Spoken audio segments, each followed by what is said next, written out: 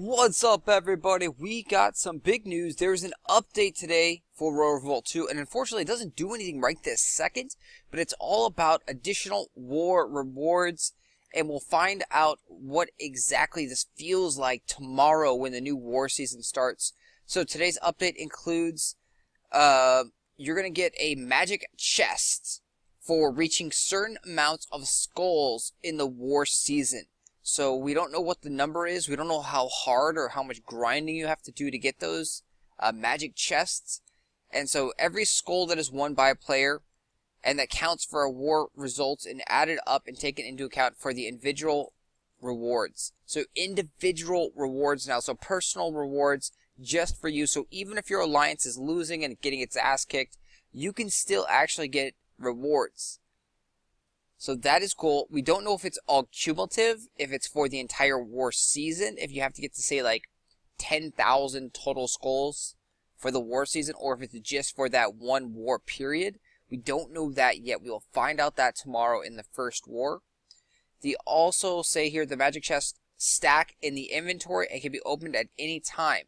So we currently have sort of an inventory with our hero gear. So you're going to have, I guess, inventory slots there. So you're going to have the hero gear slots, it looks like, to put these in there.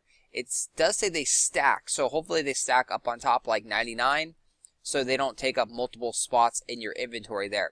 Magic chests have different qualities, which mainly influence the number and quality of rewards. I'm not sure what that means. Different qualities, so I don't know. We'll find out tomorrow. The rewards, though, this is where it gets cool. It's got gems, it's got hero items, it's got food, gold, vouchers, pearls. So you can get pretty much everything and anything out of these guys. So hopefully you can get some really good hero items. We will see. And then now there's also changes here. There's new skull bonus in Alliance Wars. So this right here overall looks like a losing alliance like bonus and buff to try and help you guys in the next fight. So from now on, every skull that is won within a war season counts and increases the chances to be placed among the winners of that season.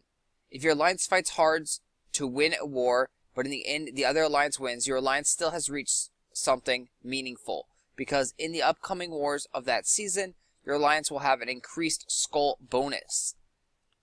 So even if you guys lost, but you fought hard, you're going to get something out of it, and you're going to become stronger in the next wars that you do face.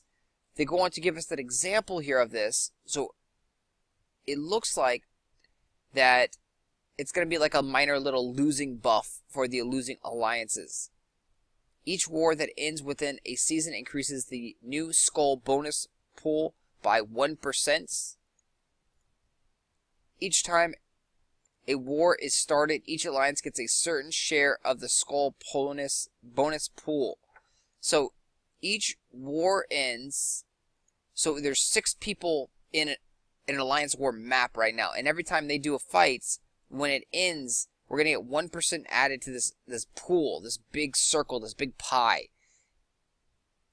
The more skulls an alliance has won in the wars than they have lost in the end, the bigger the share we'll get from the skull pool bonus.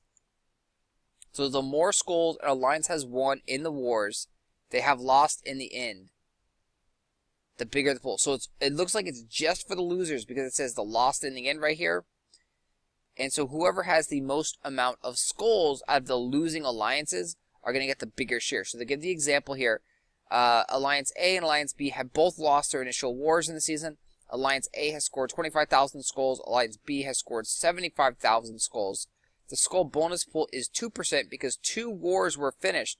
So the pie right there is 2 skulls, 2%, 2%. And Alliance A and B start new wars. Alliance A now gets 25% of the skull bonus pool. And Alliance B now gets 75% of the skull bonus pool. Complex as it sounds, they break it down over here. So that means Alliance A would get 2.5% from their extra attacks, because they get only a little chunk of that.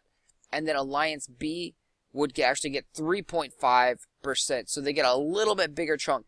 And as the war season goes on, the pie, the big loser's pie is actually going to grow. So every single 18.5 hours is the current war cycle.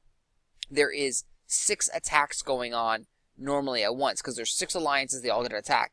So after the first day, there's going to be 6% bonus skulls out there to the losers. And then after day number 2, the next 18.5 hours, there's going to be 12% bonus. After the third attack, there's going to be 18% bonus. After the fourth attack, there's going to be 24% bonus approximately, because maybe someone was eliminated. And that is going to get divided up into these losing alliances. So this is going to be a very, very big feature, I think, as the pool grows larger. So if one alliance gets like knocked out and the other 2 losing alliances are at like, 24% skull bonus, and then one's getting an additional like 12%, one's getting an additional 6%, that's going to be a huge increase. Instead of that measly 2% bonus that we normally get, now you might be able to actually get like 12 or 15 or something like that. That would be really important later on in the last wars. So this is going to definitely change things up in the Alliance Wars.